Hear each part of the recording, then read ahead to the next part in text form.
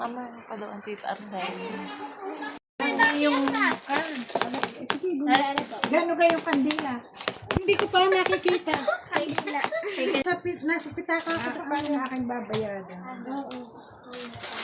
Bili kayo ngayon ng tinapay. Abang aking binili isang balo.